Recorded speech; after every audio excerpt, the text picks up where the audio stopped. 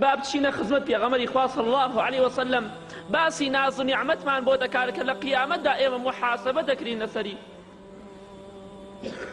شەوێکیان پێغەمبەری خوا صلی الله علیه وسلم لە ماڵی خۆیان دەرچوو، بەڵام با بزانی بۆچی دەرچوو پێغەمبەری خوا صلی الله علیه وسلم بۆ سەردانی خەڵکی، بۆ ئەوەی جەوێ بگۆڕێ نەخێر. کاتێککە پێغەمبەری خۆشەویستمان صلی الله علیه وسلم لە ماڵی خۆی دەرچوو بە شەو تەماشای کرد ئیمامی ئەبوبەکر ئیمامی عومەر ڕەزای خوایان لەبێ هەردووکیان لە دەرەوەن، ئەوانیش خۆشەویستی پێغەمبەری خوا صلی الله علیه وسلم ئیمامی ئەبوبەکر و ئیمامی عومەر ڕەزای خوایان لەبێ لە دەرەوەن. کاتێک کە پێغەمبەری خوا صلی الله علیه وسلم ئەو دوو سەحابە خۆشەویستەی بینی فەرمووی چی شتێک ئێوەی دەرکردووە لەم کاتە ناسکەدا کە شەوە و چی شتێک هۆکار بووە سەبەب بووە بۆەوە کە لە ماڵی خۆتان بەم شەوە دەربچن؟ وەڵامیان چییە؟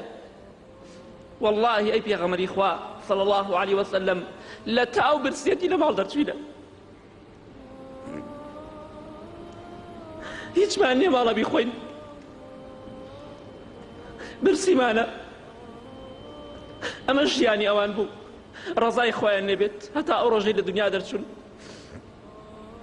پێغەمبەری خوا صلی الله علیه وسلم فەرمووی سوێن بۆ خوایە گیانی منی بەدەستە ئەوەی کە ئێوەی لە ماڵ دەرهێناوە هەر ئەوەشە منی لە ماڵ دەرهێناوە کە برسێتیە.